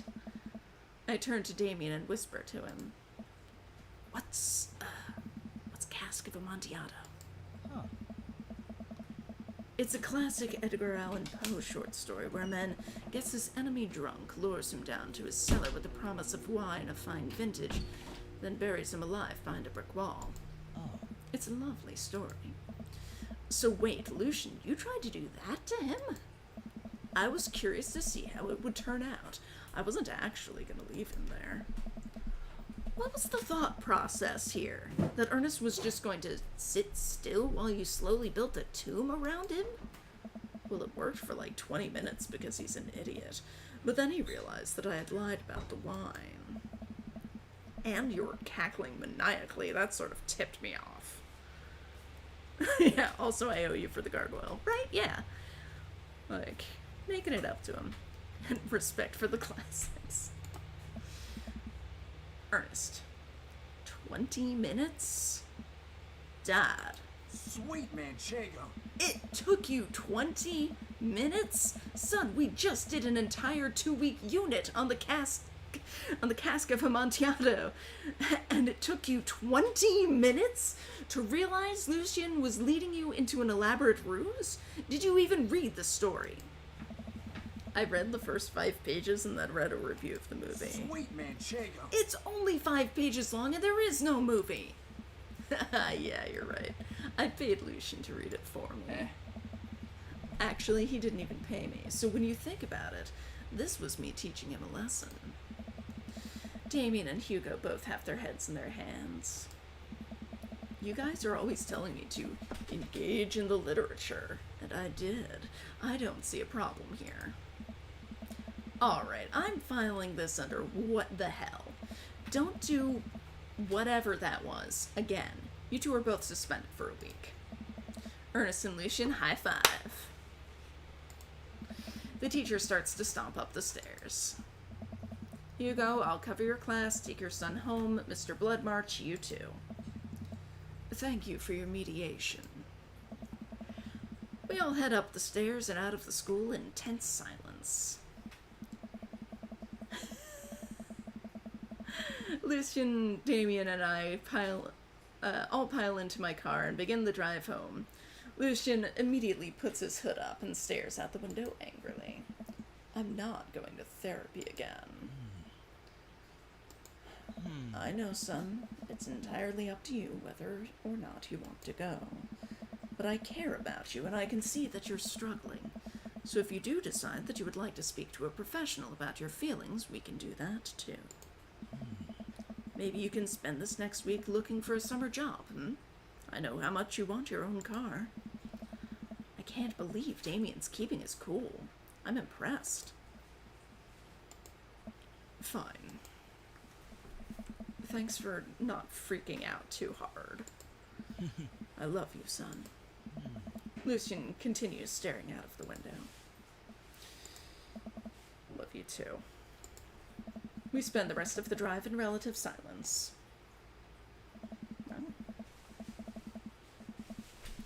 The moment we pull into the driveway, Lucian hops out of the car, slams the door, and runs inside. I didn't expect to have that conversation in front of you. He and I have a lot we need to work out.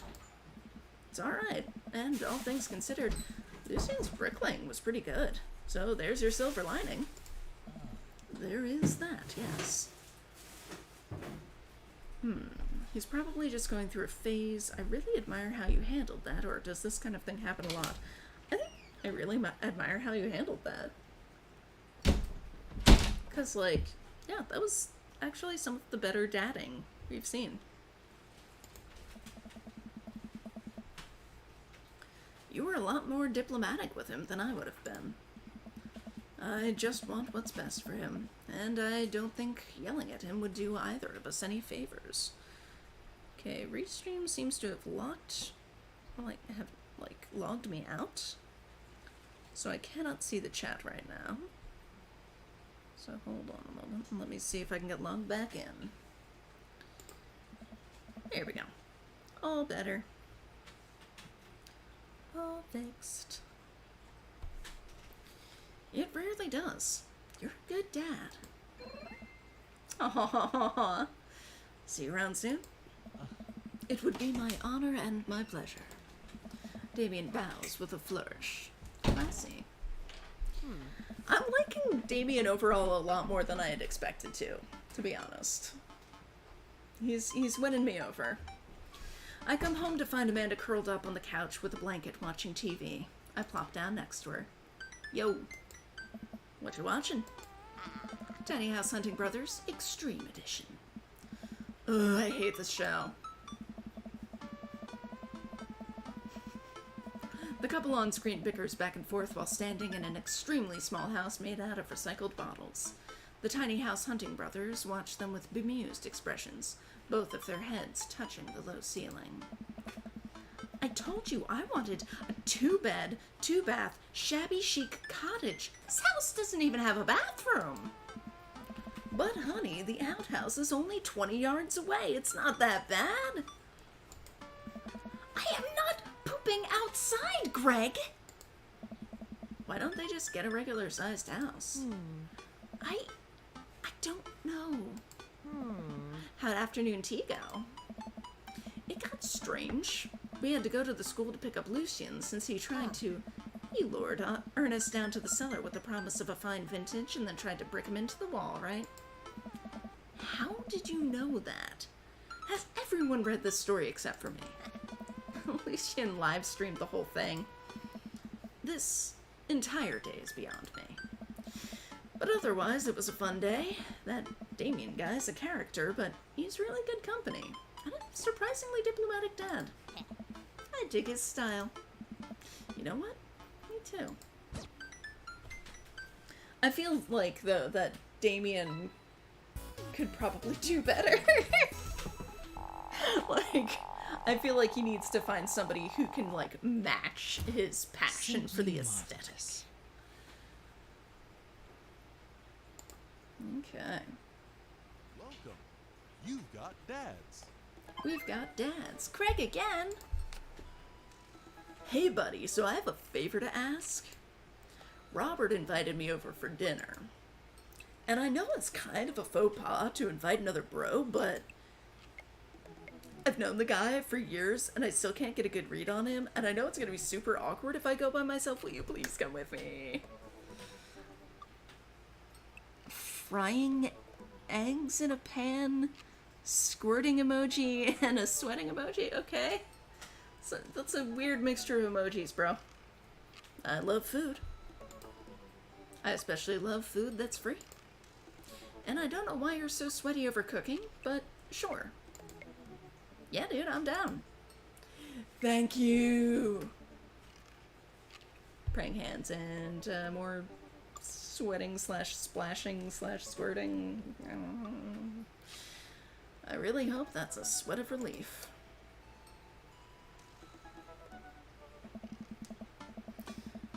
Oh, that doesn't sound too bad. I could definitely go for free food. But why is Craig being so apprehensive? Does he know something about Robert that I don't? I mean, dude, think about the interactions you've had with Robert so far. Like, dude's fucking weird. I hurry up and reply before my dad brain can work itself into a paranoia spiral. Yeah, dude, I'm down. Thank you. Greg and I decide to meet up before heading over to Robert's place. Greg's waiting on my porch, bottle of white wine in hand. Hey. Ghost, boy, am I glad to see you. Likewise, man. Classy of you to bring wine. Oh, it's not wine. It's sparkling apple cider. Robert literally has a wine cellar, so I think he's good. Wow. Or at least I think he has a wine cellar. I'm genuinely unsure if he was telling the truth or not. I can never tell with him. Yeah, that's like Robert's deal. Really, like just constantly saying things that could be true or could be absolute bullshit. Also, like this is a lovely setup, but like why are these rocking chairs in the shrubbery? That seems like an invitation to ticks. Thank God it's not just me. I never know. He's so deadpan about everything. I usually just laugh it off, but man, that guy's an enigma. We start walking over to Robert's house. Does Robert even know how to cook? I have sincere doubts about whether he even knows how to shave properly, or iron his shirts. I feel like you learn to cook after you learn those two first. Absolutely not. Absolutely not. Cooking is first. Dude. One time, I saw him grab a hot dog from a trash can. I mean, it was at the very top of the trash can, like, sitting above it, but still, if he were on trial, I think the jury would define that as in the trash. In his defense, I've definitely considered grabbing food from the top of the trash before. Well, yeah, I think we've all considered it, but the difference is that Robert actually did it. True. Maybe he's the enlightened one. Maybe we're holding ourselves back. Nice. We arrive at Robert's house and ring the doorbell, but the doorbell won't chime. Must be broken. Craig knocks on the door a few times. Since when does Robert have a dog? I don't know. That's weird. I can hear Robert just inside. 1 second! This is uncharted territory, Ghost. What if he's the one making barking noises, and there is no dog? Don't say that. We're not even inside yet. Finally, the door opens. Robert looks a little surprised to see me. Ghost. Didn't know you'd be tagging along. Did Craig not tell Robert I was coming? Come on, Craig. I can leave if there's not... No, it's fine. Come on in. We enter Robert's living room, which is surprisingly really nice. Super messy, but still nice. Make yourselves at home. We can still hear barking from the other room. I didn't know you have a dog, Robert. Hey babe. Hey sweetie. Just checking in because the new AC is ready to go into the window. I just want to get through this not quite date. Okay. Why don't you hydrate? I didn't know you had a dog, Robert. Oh yeah, that's Betsy. Have to put her up when guests are over. She'll calm down in a bit. What kind of dog is she? Pitbull. Rescued her from a dog fighting ring a few years back. She hates strangers. If I let her out right now, I'd probably have to take you both to the ER. Craig and I make eye contact. He raises an eyebrow at me. Oh, okay. Anyways, dinner should be ready in a minute. Hope you guys like ossobuco. Ossobuco? I have no idea how to pronounce that, sorry. Robert leaves the room, presumably to go to the kitchen. Craig leans in and whispers. Was the dog fighting thing real or was he kidding? I don't know. Hey, What's ossobuco? I don't know. Did he make up that word? Until I have ossobuco in front of me, we can only assume so. We sit in silence for a second, taking in Robert's living room. Are we about to get sawed? Nah, usually you wake up in those situations. We voluntarily walked into this one. Robert finally walks into the room, carrying 3 paper plates of steaming food like a waiter. I don't have a dining table. Don't trust them. So we're eating here. hey, Also, I don't have real people plates. Hope that's okay. Robert sets plates in front of us on the coffee table. I still can't tell what it is. Looks like meat, maybe? Lots of sauce. I can make out some vegetables. I think that might be rice, but it could also be pasta. Guess there's only one way to find out. I take a bite. dude. Oh my god. I take another bite. The medley of flavors in this dish is amazing. The meat is so tender, and the risotto, I think that's what it is so creamy. Robert, this is really incredible. You cooked this? I fished it out of a dumpster behind a restaurant. Or at least I think it was a restaurant. Can you believe people just throw this stuff away? I almost gag. I'm kidding. I look over at Craig, who looks wary but still has his mouth full. He gives Robert a thumbs up. Glad you like it. Where'd you learn how to cook like this? Worked at a restaurant in Spain for a hot sec. Is he messing with us? I decide to play along. You lived in Spain? After I dropped out of college, I went backpacking through Europe, crashing on couches, sleeping in hostels, wherever. Totally broke. Worked a couple of odd jobs wherever I could to scrape together some cash. One night, I'm eating dinner at this little restaurant just outside of Madrid. I go to pay and realize I spent the last of my money on booze the night before. I'm in the middle of ditching when the manager catches me and puts me to work in the kitchen. Long story short, they ended up liking me so much they offered me a job. Why not, right? Started living with some distant relatives on my mom's side. Over the course of 2 years, I worked my way up from busboy to sous chef. Learned a lot. Craig and I wait for the punchline. What night watchman did he swindle to get back to the States? Who did he con in a game of poker in the back room of a speakeasy for safe passage in the crew quarters of a cargo ship? Hey, Anyway, I still love to cook. I don't know what's real anymore, but this food's so good I kinda don't care. That's amazing. Really is. To be totally honest, I wasn't exactly expecting gourmet cooking here, especially not served on paper plates. I don't care about presentation. If the food is good, it should speak for itself. This ossobuco is screaming for itself. And paper plates are just as good as regular plates if you double them up. Hey, is it bad if I ask for seconds? Help yourself, but save room for dessert. I made lemon berry severin.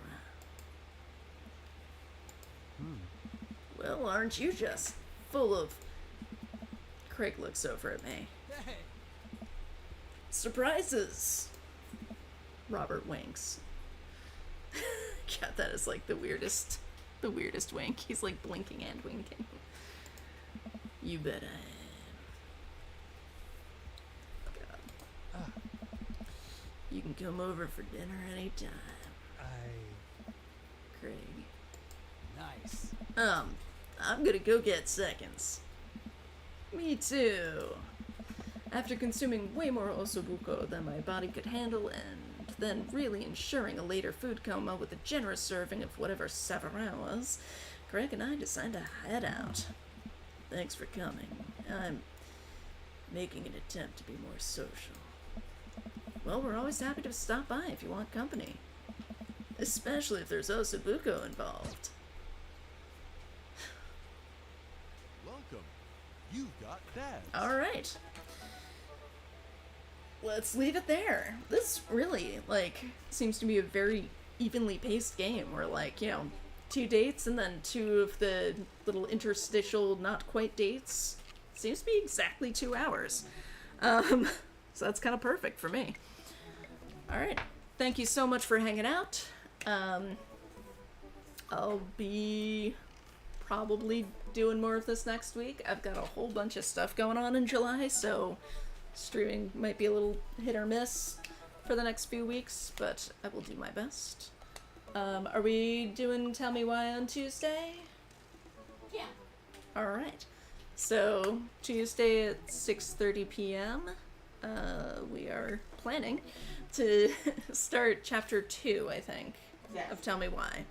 It's been a minute, but we are going to continue it. So, thank you so much for hanging out. It was great chatting with y'all, and always a pleasure to play more Dream Daddy. Such a good game. Take care, and I will see you again soon. Bye.